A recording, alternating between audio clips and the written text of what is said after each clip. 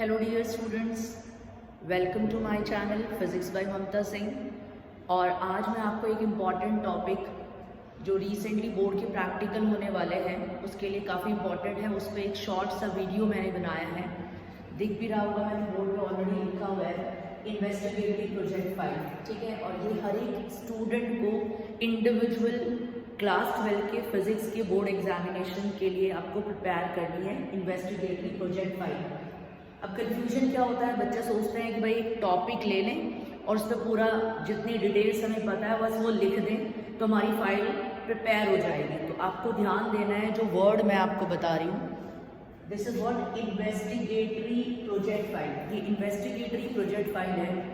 That means board में जब examiner board के प्रैक्टिकल्स होंगे तो सबसे पहला क्वेश्चन जो आपसे पूछेंगे that is what investigation you have done on this topic. जो भी टॉपिक आप सिलेक्ट करेंगे उसमें आपने क्या इन्वेस्टिगेशन किया है। अगर ये क्वेश्चन का आंसर पहले आप अपने आप को दे सकते हैं कि what you have investigated, then आप एग्जामिनर को भी दे पाएंगे कि आपने क्या इन्वेस्टिगेट किया है। एंड सपोज करो आपको खुद ही नहीं पता है कि आपने क्या इन्वेस्टिगेशन की है, तो आप किसी दूसरे एग्जामिनर जो आपके बाहर के स्कूल से कोई आने वाले हैं आपके स्कूल में, उनको क्या बताएंगे। तो ये बहुत इंपॉर्टेंट पॉइंट है, पहले अपने आप को क्लियर करें कि क्या इन्वेस्टिगेशन करने वाले हैं आप। जो भी टॉपिक सेलेक्ट करें उस पर आप कुछ फाइंड करेंगे, कुछ भी जो फाइंड कर रहे हो। जैसे मैं कुछ एग्जाम्पल देती हूँ और फिर मैं आपको जो वीडियो मैं ये शॉर्ट सा बनाने वाली हूँ इसके कमेंट्स में मैं आपको लिंक भी प्रोवाइड कर दूँगी। उसमें बहुत सारे प्रोजेक्ट्स आपको देखने को मिल जाएंगे। दैट मीन्स आपको कैसे फाइल बनानी है। सो मैं उसमें वहाँ पर आपके लिए बहुत सारे एग्जाम्पल्स जो है प्रोजेक्ट फाइल्स के वो डाल दूंगी, वहाँ से आप चेक कर सकते हैं उसको। थोड़ी अपनी रीडिंग्स को चेंज कर दें उसमें, दैट मीन्स इस तरीके से आप अपनी इन्वेस्टिगेशन कर सकते हैं। तो मैं आपको कुछ एग्जाम्पल जो है 10 to 15 प्रोजेक्ट फाइल्स के दे दूंगी, उसमें थोड़ा आइडिया आपको लग जाएगा कि आपको किस टाइप का प्रोजेक्ट बनाना है, राइट। जैसे एग्जाम्पल मैंने यहाँ पे लिखा हुआ है, to demonstrate the effect of resistance.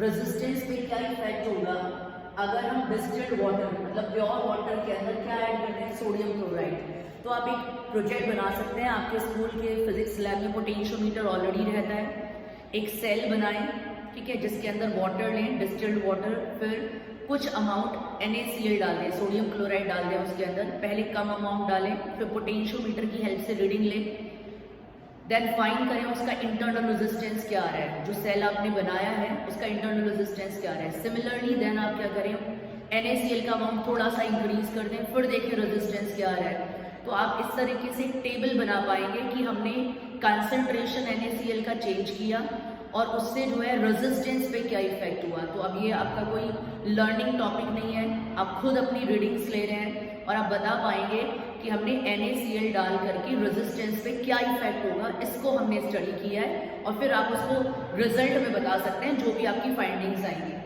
Similarly एक और देखिए, to study the various factors on which internal resistance of a cell depends. Internal resistance small r से दिखाते हैं और EMF ऑफ द सेल को हम E से दिखाते हैं। तो ये दो अलग अलग इन्वेस्टिगेटरी टॉपिक्स हैं। पहला है कि आप इंटरनल रेजिस्टेंस को देखें कि भाई इंटरनल रेजिस्टेंस पे क्या चेंज आ रहा है। दूसरा है आप EMF को देखें कि भाई EMF जो है किसी सेल का कौन कौन से फैक्टर्स हैं जिस पे वो डिपेंड करता है। जैसे मैं आपको बता देती हूँ, इंटरनल रेजिस्टेंस जो है किसी भी सेल का, बैटरी का, एक तो टेम्परेचर पे डिपेंड करता है। अगर आप टेम्परेचर को चेंज करेंगे तो इंटरनल रेजिस्टेंस चेंज हो जाएगा।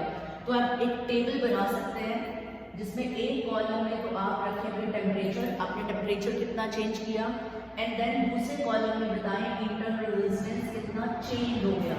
इस तरह से आपका एक छोटा सा प्रोजेक्ट बन जाएगा और आप बता पाएंगे कि हमने इफेक्ट ऑफ टेम्परेचर, कि when temperature is change then what is the effect on the internal resistance of a cell और अ बैटरी, उस पर क्या इफेक्ट होता है, इसको हमने स्टडी किया है। और ये हमारी फाइंडिंग्स है कि टेम्परेचर बढ़ाने पर इसमें क्या चेंजेस आ रहे हैं, इंक्रीज हो रहा है या डिक्रीज हो रहा है, ये आप फाइंड करेंगे।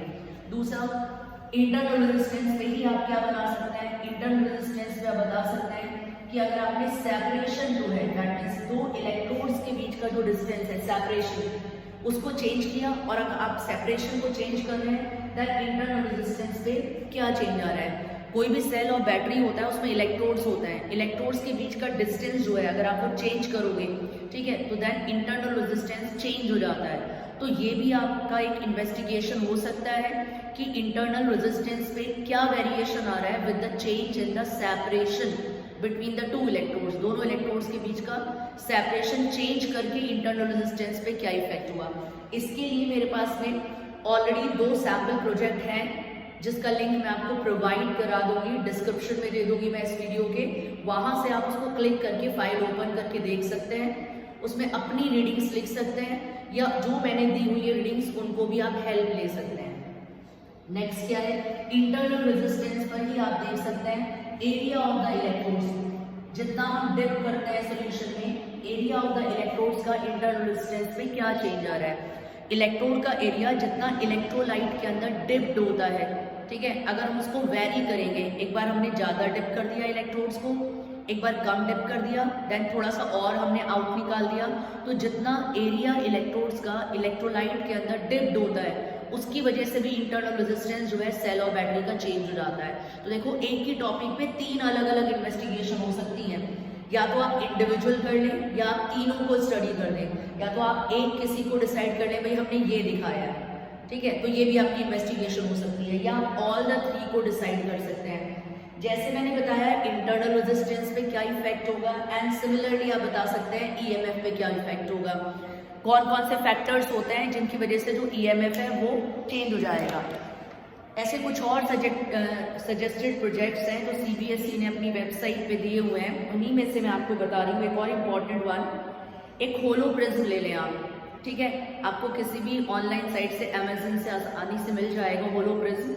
उसके अंदर लिक्विड चेंज करके दैट मीन्स एक बार वाटर प्लेस करें और फिर उसका रिफ्रैक्टिव इंडेक्स निकालें, एक बार उसमें ग्लिसरीन डाल दें होलो प्रिज्म में, देन उसका रिफ्रैक्टिव इंडेक्स निकालें, जैसे कि हम प्रैक्टिकल करते हैं प्रिज्म वाला, उस पर एक शीट लेते हैं, उस पर डायग्राम ड्रॉ करके इंसिडेंट डेविएशन निकालते हैं, देन प्रिज्म फॉर्मूले का यूज करके हम रिफ्रैक्टिव इंडेक्स फाइंड करते हैं। बहुत सिंपल सी इन्वेस्टिगेशन है, बस आपको एक होलो प्रिज्म चाहिए। अगर आप एक होलो प्रिज्म को परचेज कर लें, ज़्यादा कॉस्टली भी नहीं है, तो आराम से आप उसके प्रैक्टिकल को रीडिंग्स निकाल सकते हैं। मैं बता देती हूँ, ये भी सीबीएसई की साइट से ही मैं आपको बता रही हूँ, सजेस्टेड प्रोजेक्ट में है, to investigate the dependence of the angle of deviation on the angle of incidence using the hollow prism filled by one of the transparent fluid. Water ले लें एक बार, देन एक बार ग्लिसरीन डाल दें उसके अंदर, दैट मीन्स कोई भी ट्रांसपेरेंट फ्लूइड उसके अंदर चेंज करके हम अपना प्रोजेक्ट को दिखा सकते हैं। देन और भी एक इम्पॉर्टेंट प्रोजेक्ट है इसके अंदर जो सीबीएसई की वेबसाइट से ही मैं आपको बता रही हूँ, to investigate the relation between the ratio of the input and output voltage. Transformer की इक्वेशन पढ़ी है आपने, EMF of primary upon EMF of secondary equals to number of turns of primary upon number of turns of secondary equals to current of secondary upon current of primary। उस equation का use करके आप बता सकते हैं कि हमने transformer के अगर नंबर ऑफ टर्न्स चेंज करे हैं इनपुट के, ठीक है, देन आउटपुट में ये चेंजेस आए हैं। ऐसे ही आप एक्सप्लेन कर सकते हैं अदर फैक्टर्स भी, नंबर ऑफ टर्न्स इसने दे रखे हैं इसको लेकर, लेकिन जरूरी नहीं है नंबर ऑफ टर्न्स पे ही बताएं आप उसके अंदर लैमिनेशंस के अंदर एनर्जी लॉसेस जो होते हैं एडी करंट की फॉर्म में, उसको इंक्रीज डिक्रीज करके बता सकते हैं कि भाई एक बार हमने लैमिनेट नहीं किया, देन कितने हमारे पास लॉसेस हो रहे थे, इतना हीट प्रोड्यूस हो रहा था, और जब हमने लैमिनेशन डाल दी है उसके अंदर, देन एनर्जी लॉस जो है काफ़ी हद तक रिड्यूस हो गया है with a table, calculation table के साथ। तो जस्ट एक स्मॉल वीडियो मैंने आपके लिए प्रिपेयर किया था। जो भी टॉपिक आपको सेलेक्ट करना हो, टॉपिक आप अपनी चॉइस से सेलेक्ट कर लें, टॉपिक आप अपनी चॉइस से सेलेक्ट कर लें और उस पर बस इतना ध्यान रखें investigation, what you have investigated, तुमने क्या फाइंड किया है। तो उसके लिए बस इतना ध्यान रखना, कोई भी आपका प्रोजेक्ट हो उसमें एक टेबल बना दें, ठीक है, हमने इसको चेंज करके, कोई एक फैक्टर को चेंज करके दूसरे फैक्टर पे ये चेंजेस आए हैं, तो ये हमारी क्या आ जाएगी इन्वेस्टिगेशन। कोई लेंथी बनाने की जरूरत नहीं है, उसको शॉर्ट रखें, ठीक है। कोई भी टॉपिक पे एक छोटा सा इन्वेस्टिगेशन आप फाइंड कर लें अपना, जो भी आपको फाइंड करना है। कुछ एग्जाम्पल्स मैं इस वीडियो के डिस्क्रिप्शन में लिंक डाल रही हूँ, अगर आप उसको ओपन करेंगे तो एक पूरी फाइल ओपन हो जाएगी, ठीक है, और उस फाइल को आप देख सकते हैं कि हमें कैसे प्रोजेक्ट बनाना है। होपफुली आपको कुछ समझ में आया होगा इस शॉर्ट वीडियो के थ्रू कि आपको इन्वेस्टिगेटरी प्रोजेक्ट फिजिक्स में किस तरीके से बनाना है और हर एक स्टूडेंट को इंडिविजुअल बनाना है। दैट मीन्स ऐसा नहीं है कि आप ग्रुप में बना सकते हैं, ग्रुप में नहीं बनाना है। Every child must be having a project file.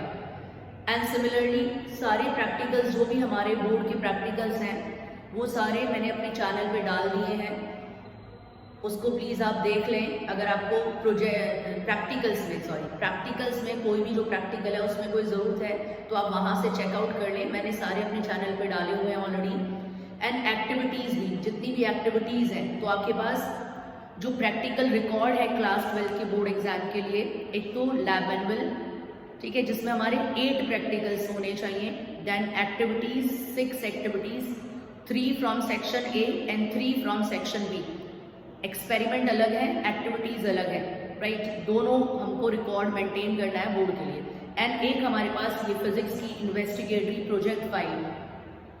तो मैंने बताया इससे टेंशन लेने की जरूरत नहीं है कि पता नहीं क्या इन्वेस्टिगेशन करना है। कोई भी एक टॉपिक लें जिस पे आप इन्वेस्टिगेट करें, किसी भी चीज़ को वैरी करके दूसरे फैक्टर में क्या चेंज आया।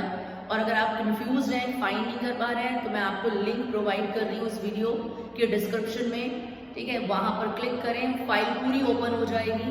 उसमें बस आप अपने नेम चेंजेस कर सकते हैं, रीडिंग्स को थोड़ा चेंज कर दें, बाकी पूरा आप कॉपी कर सकते हैं। तो आपको आसानी से प्रोजेक्ट फाइल बना सकते हैं अगर आप उसको जो है सैम्पल प्रोजेक्ट्स को देख लेंगे। और अगर आपको इन्फॉर्मेशन से कुछ बेनिफिट हुआ हो प्लीज़ मेरे चैनल को सब्सक्राइब करें, वीडियो को लाइक करें। Thank you so much for watching the video.